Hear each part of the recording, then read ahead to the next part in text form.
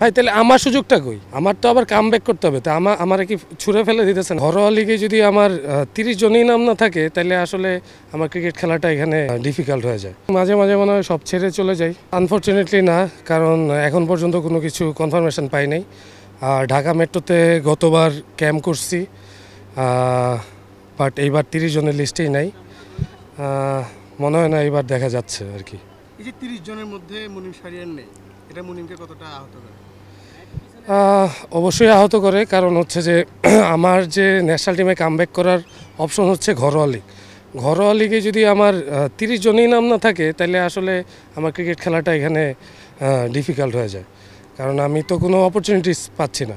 Last year যেটা হয়েছে যে ঢাকা মেট্রোতে ছিলাম, আমাকে 4 ডে খেলায় নাই। আমাকে বলা হয়েছিল যে তুমি টি-20 খেলবা, টি-20-র মতো করে প্রিপারেশন নাও। আমি সব কিছু নিছি, বাট তখন টিম যখন দিল তখন দেখলাম যে আমি নাই। আমার জনৈক সিলেক্টরের সাথে আমার কথা হয়েছিল। তা আমি বললাম যে ভাই আমি যে নাই, হ্যাঁ আমাকে তো এইভাবে বলা হয়েছে, আর আমি টি-20 ফরম্যাটে খেলতেছি, যেহেতু আমার তো অপরচুনিটিস লাগবে। পরে আমাকে বলেছিল দেখ অমুক অমুক প্লেয়াররা, ওরা তো টি-20 খেলতে পারে না, ওরা তো সারাক্ষণ টেস্টই খেলে, তো আমরা চাচ্ছি যে ওদেরকে সুযোগ দেওয়ার। পরে আমি বললাম যে ভাই তাহলে আমার সুযোগটা কই? আমার তো আবার কামব্যাক করতে হবে। তা আমারে কি ছুঁড়ে ফেলে দিতেছেন আমার সুযোগটা যদি নাই আসে? তো সেইবার তো তবু ফিটনেস ক্যাম্প করতে পারছি, টেস্ট ছিল দিছি। এবার সেই জিনিসটাও আর কি হচ্ছে না। ঢাকা ডিভিশন, ঢাকা মেট্রো কোনো জায়গাতেই আসলে হচ্ছে না, যেটা আমার জন্য আসলে খুবই পীড়াদায়ক। এবং আমার মনে হয় যে এটা বাংলাদেশের যে ক্রিকেট কাঠামোকে এটা প্রশ্নবিদ্ধ করে। যে একটা ছেলে আপনি ন্যাশনাল টিমে খেলছে, পরে আপনি কোনো কিছু নার্সিং করতেছেন। হ্যাঁ, আমার পারফরমেন্স আপ অ্যান্ড ডাউন এটা হইতেই পারে, অনেকেরই আপ অ্যান্ড ডাউন হয়েছে, বা আমরা দেখছি যে অনেকেই অনেক কিছু পাইছে, আবার অনেকেই একদমই কিছু পায়নি।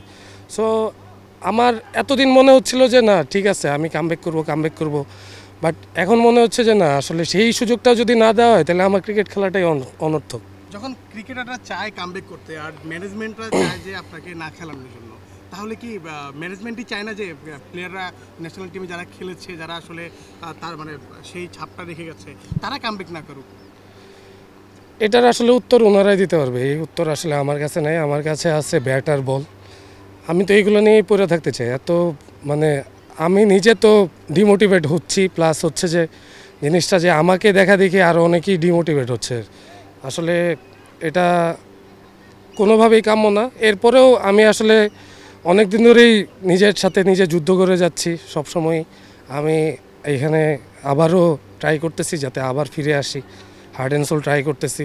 দেখা যাক, আমি আমার সর্বোচ্চটা করে যাব, বাকিটা রিজিকের মালিক আল্লাহ। আসলে আল্লাহর ইশারা ছাড়া কিছু হয় না, প্লাস মানুষের কিছু উসিলা লাগে, সহায়তা লাগে। তো সেই জিনিসটা যদি মিলে যায় হয়তোবা আবার কামব্যাক করা পসিবল। বলছিলেন শর্ট লিস্টের জন্য শর্ট লিস্টও আপনার নামটা আপনি দেখেন নাই, এরপর আসলে কারোর সাথে যোগাযোগ করেছেন কিনা, তাদের আসলে সদুত্তর কি ছিল, তাদের কাছ থেকে কোনো সদুত্তর পেয়েছেন কিনা? আমি অনেকের সাথে যোগাযোগ করার ট্রাই করছি যে আমি নাই কেন, বা আপনারা যে 30 জন সিলেক্ট করেন সেটার ক্রাইটেরিয়াটা কী। হ্যাঁ, আমি বিপিএলে ফার্স্ট ম্যাচে 50 মারছি। এরপরে আপনার ঢাকা প্রিমিয়ার লিগে আমার ফার্স্টের দিকে সুযোগ আসতেছিল না, 4-5টা ম্যাচ খেলছি। সেখানে মোহামেডানের সাথে আমি মিরপুরে সকালবেলার উইকেটে ইবাদত ভাই, মুস্তাফিজ, সাইফুদ্দিন, নাসুম আহমেদ, পুরো ন্যাশনাল সাইড। সো সেইখানে আমি মানে টি-20 স্টাইলেই ব্যাটিং করছি। আমার ওই দিনে আমার রান আসছিল হায়েস্ট, 2 টিম মিলে। তো আমি আসলে এক্সপেক্ট করতেছিলাম যে আমি সুযোগটা পাবো, কারণ হচ্ছে যে ডে বাই ডে আমি গ্র্যাজুয়ালি ইমপ্রুভ করতেছি।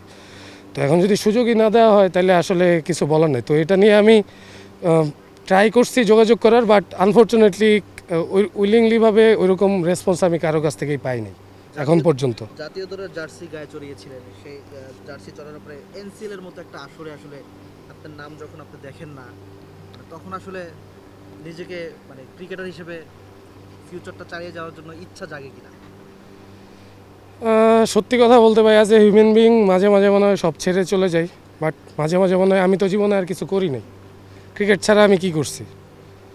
আমি তো ঠিকভাবে পড়াশোনাও করি নাই, কোনো গ্র্যাজুয়েশন কমপ্লিট করছি, সব কিছুই করছি, বাট আমার তো প্যাশন ওইটা না। ক্রিকেটের বাইরে তো আমি কিছু চিন্তা করি না, ক্রিকেটের বাইরে তো আমি ভালো থাকতে পারবো না। হ্যাঁ, যেহেতু আমার বয়স আছে, আমি তো এখনও বুড়িয়ে যাই নাই, বা আমিও এখনও ফুরাই নাই। তো এই কারণেই আসলে চেষ্টা করে যেতেছি, এছাড়া আর কিছু নাই আমার ভিতরে।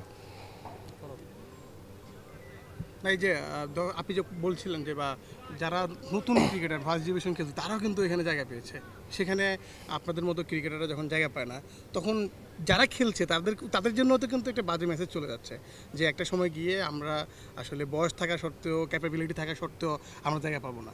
এটা কি মানে থাকে না, তরুণ ক্রিকেটার থেকে আপনি জায়গা দিচ্ছেন কিন্তু একটা বাজে মেসেজও কিন্তু সাথে দিয়ে দিচ্ছেন। না সেটা তো অবশ্যই ভাই, এই কালচার থেকে যদি আমরা বের হয়ে না আসতে পারি তাহলে আসলে কেউই ওইভাবে মোটিভেট হবে না। যে আমি খেলতেছি, খেলতে খেলতে এইভাবে এই পজিশনে, হ্যাঁ জীবনের এই পর্যায়ে এসে এই পজিশনে পড়তে হইতেছে, তো এটা দেখে তো অনেকেই ডিমোটিভেট হবে, হওয়াটাই স্বাভাবিক।